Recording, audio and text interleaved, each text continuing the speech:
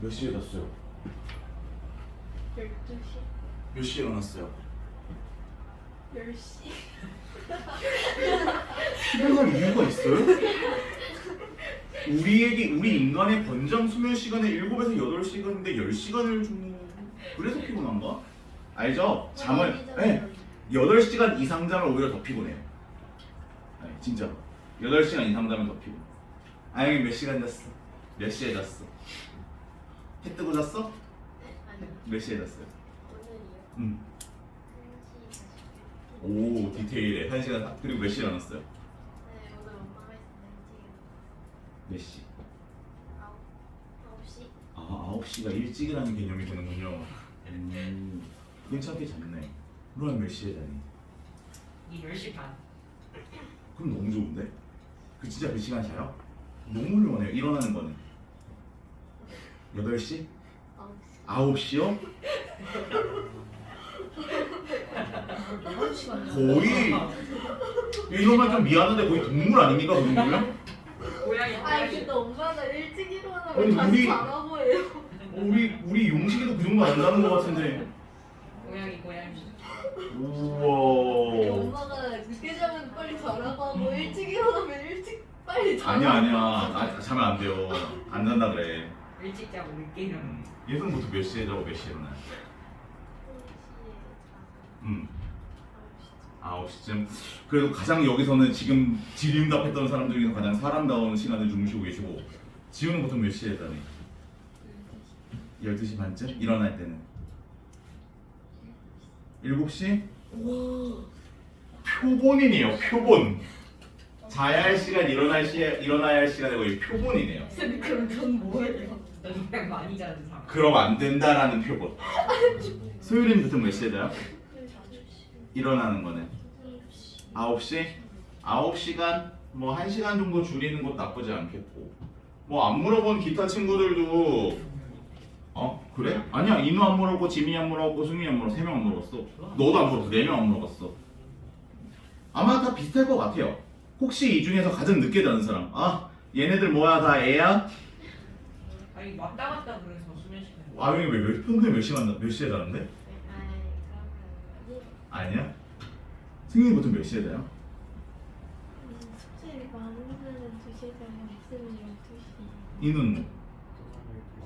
넌 한성은? 전 11시에서 1시 사이. 좋네. 지민이 보통 몇 시에 자요? 1시쯤. 그래도 너네들이 이 패턴 계속 가져가요.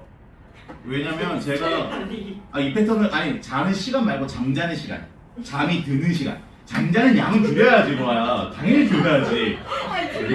당연히 줄여야 되고. 그러니까 자는 시간 말고 잠을 자기 시작하는 시간을 여기서 더 늦어지지 않게 하세요.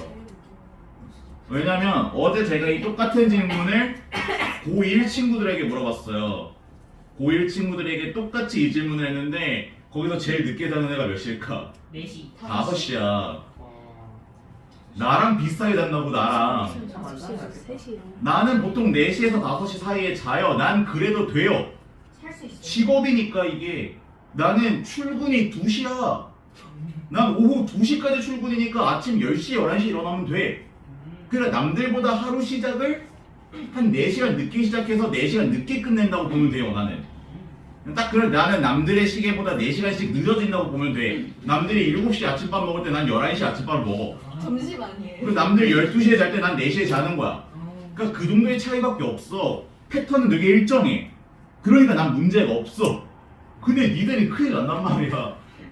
지금이야 방학이니까 5시에 자서 1시에 일어나요. 12시에 일어나요 하지. 계약하는데 5시에 자면 몇 시에 일어나야 돼? 7, 8시에 일어나야 돼. 그리고 학교 가서 퍽이나 공부 열심히 하겠다. 학교 가서 하루 종일 자고 오는 거야. 그냥 학교가 숙박시설이 돼버리는 거야. 그냥 가서 잠만 자고 오는 거야. 요한은 자기 없다. 저 아는 애 중에 자기 오늘 한숨도 안 잤다고 그런 애도 있었는데. 있겠지. 그리고 학교에서 하루 종일 자겠지. 야 로아야 너 학교에서 잘 있겠다. 조용히 해. 근데 진짜 다시 한 번 말하지만 공부 진짜 이거 좀 내가 이전에 가르치던 친구들 좀 저격 같기도 한데 공부 제일 못하는 친구들의 특징이 뭐예요? 늦게 자. 늦게 자요. 그냥 평상시에도 공부하는 늦게 자는 게 아니라 꼭 시험 2주, 3주 전에만 늦게 자요. 자, 최악의 패턴입니다. 학교에서 하루 종일 잡니다. 1교시에서 7교시, 8교시까지 자요. 그리고 학교 끝나요. 그럼 이제 친구들하고 쌩쌩해져서 이따가 학원 가기 전에 놀자라고 하면서 막 한 2-3시간 놀아 제낍니다. 그리고 학원에 와서 공부하면 또 졸아요. 근데 학원 수업이 끝나면 또 잠이 깨죠? 그럼 이제 꼴값 떨면서 다 뭐 하려고 그래? 스카 가자 그래요. 자, 스카 가면은 스카 가서 가방 내려놓고 바로 공부해요? 아니요. 쇼츠 해야 됩니다. 인스타도 해야 되고요. 그러다 보면 시간이 1시예요. 그럼 1시부터 공부를 시작합니다. 부랴부랴 시작해요. 실제 공부하는 건 한 2시간? 그리고 한 또 2시간은 이제 또 놀아야 돼요. 이제 30분 공부했으면 보통 30분 또 놀아요. 네? 공부 못하는 친구들의 특징이에요. 중학교가 그럴 때 아, 그렇게 돼. 실제로 그런 친구들이 굉장히 많아요. 그러다가 이제 보통 4시에 자. 그러면 이제 자기 막 인스타에 올려요. 오늘 4시까지 불태움 막 이런 식으로 올려. 그렇게 한 2주 올라와. 그리고 시험 보면 국어 30점, 수학 20점, 영어 40점 이렇게 나와. 그리고 이제 자기는 공부에 재능이 없다고 합니다. 정말 두들겨 팰 수만 있다면 쌤 무서워요. 아 진짜 아니 너무 잘못된 패턴이라는 게 느껴지죠. 물론 시험 1주일, 2주일 전에는 불안감 때문에 새벽 2-3시까지 공부를 해야만 잠이 오는 친구들도 있어요. 내가 자도 되나라는 불안감과 걱정감 때문에.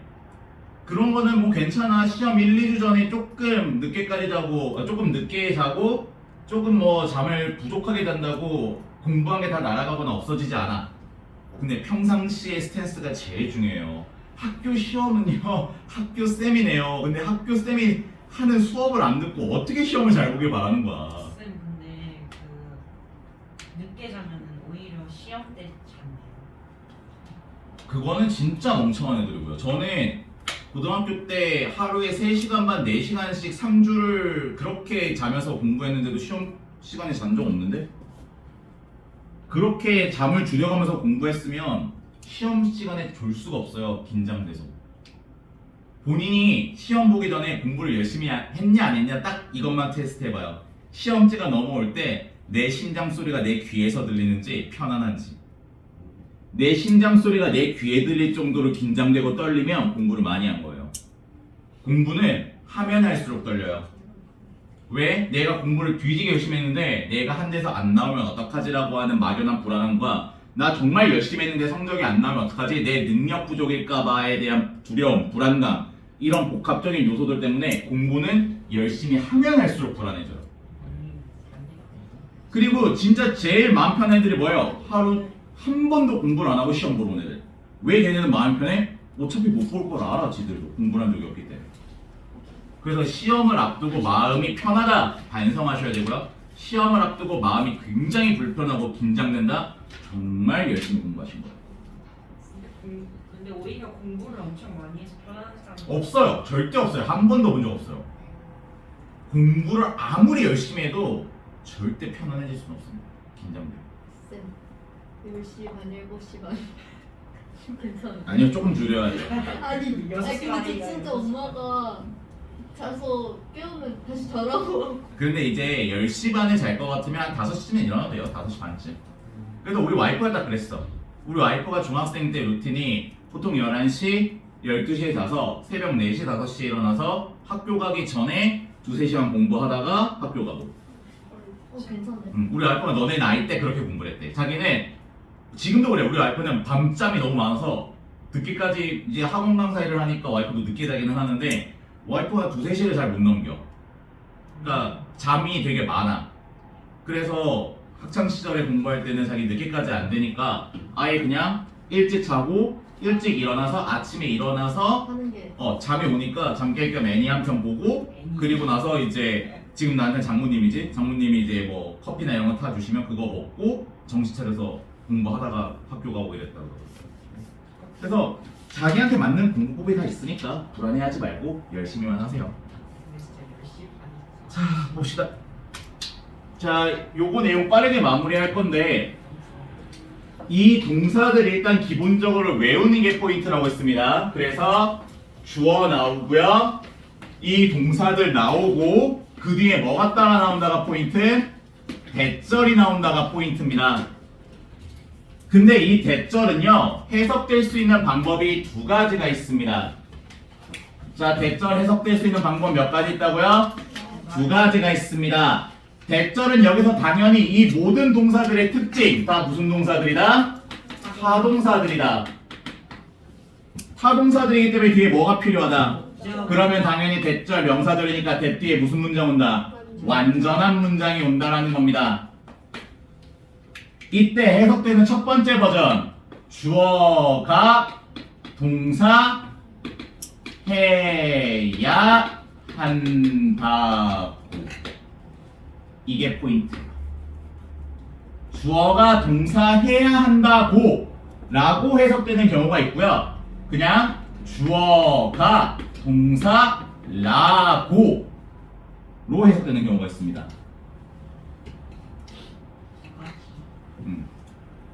그래서 이 두 가지 중에 뭐가 오는지는 본인의 해석 역량과 맥락 파악 능력이 결정해 주는 거예요.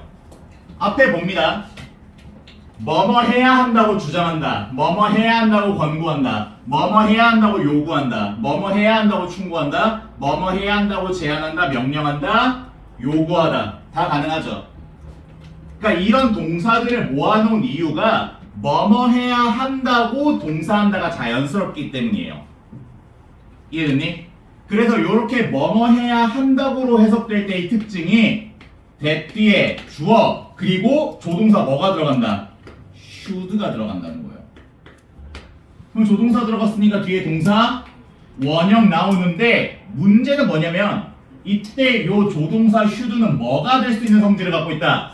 생략될 수 있는 성질이 있다는 거야. 이게 얼마나 짜증나냐면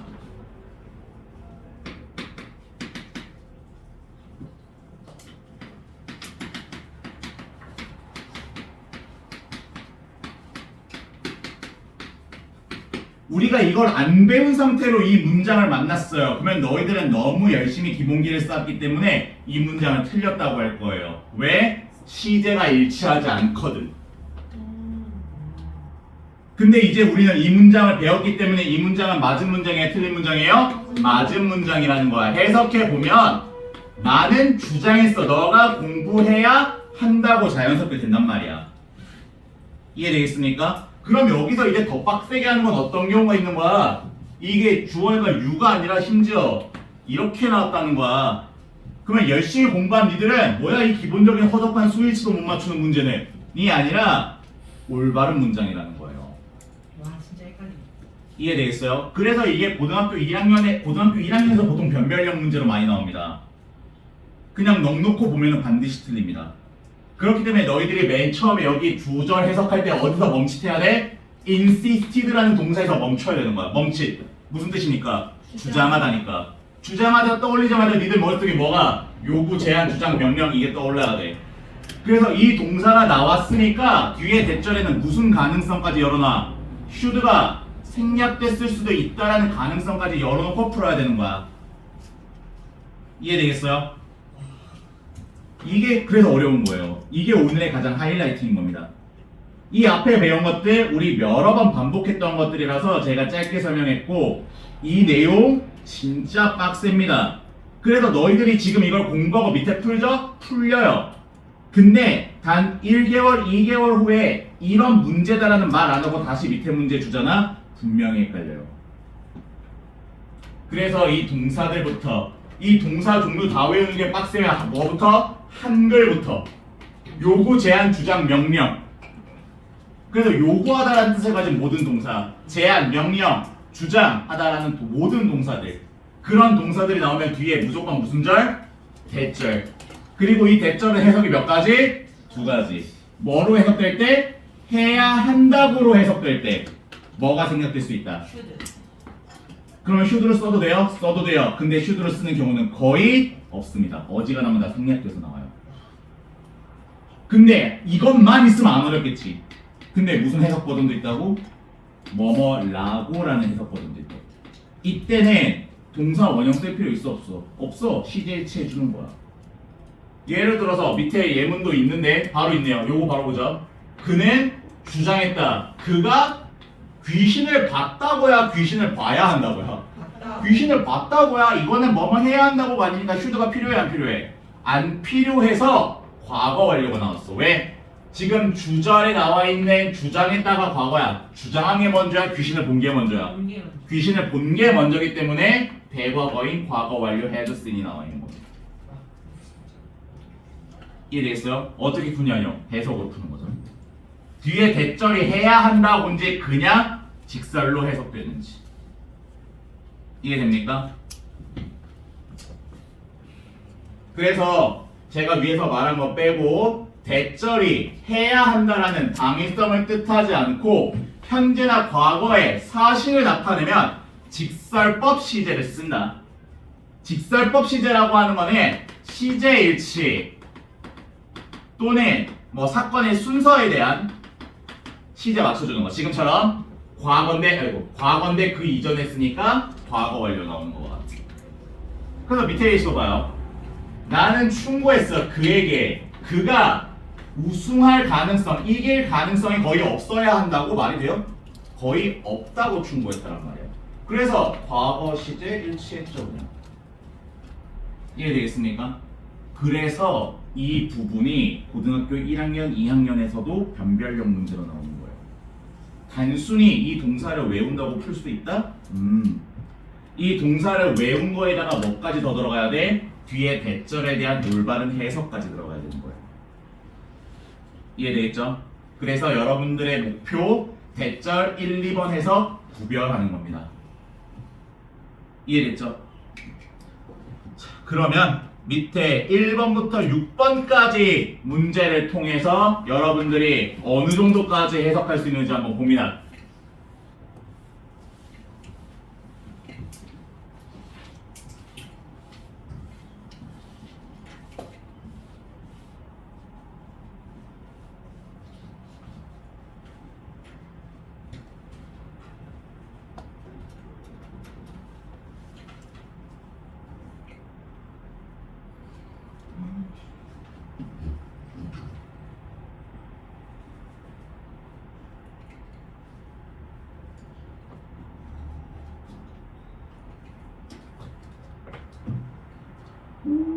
벌써?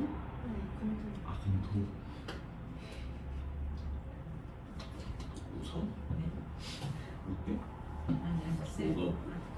쌤 목소리 처음에 오 하던 목소리가 아, 네. 원래 그런 쇼맨십이 또 있어야지. 안 그러면 어떻게 니들이 수업하니 졸려 죽겠는데. 어제 고등학교 1학년 문제 푸는데 잡담입니다.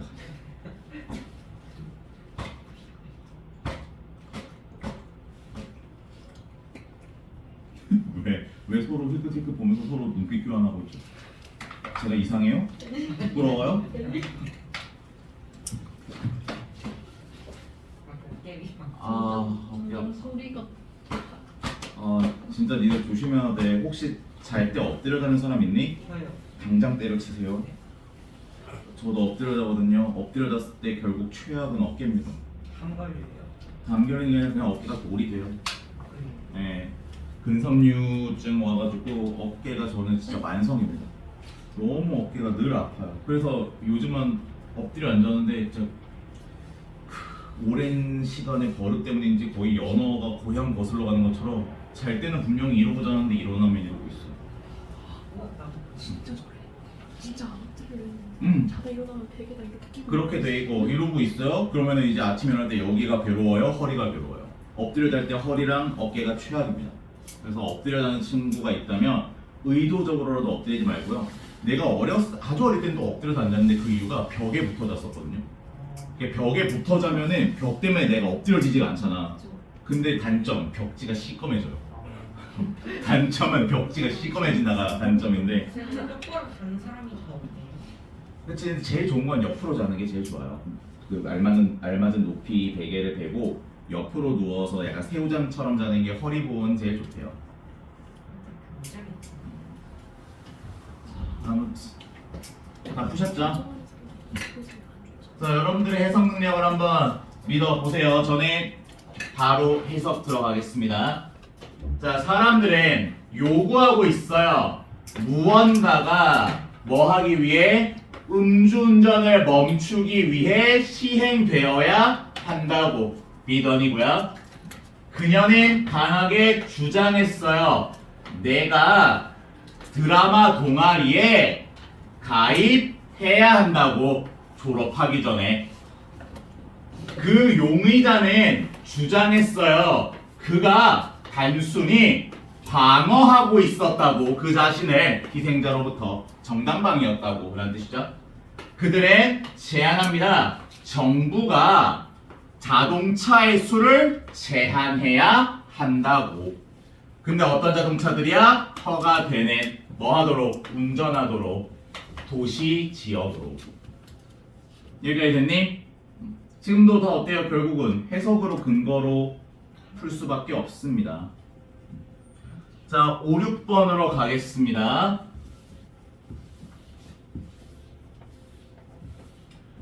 자, 요 단어 몰라서 주춤거렸을 친구들이 있는데요. 아는 사람, 우리가 흔히 말하는 지인이란 뜻이 됩니다. acquaintance, 지인, 아는 사람.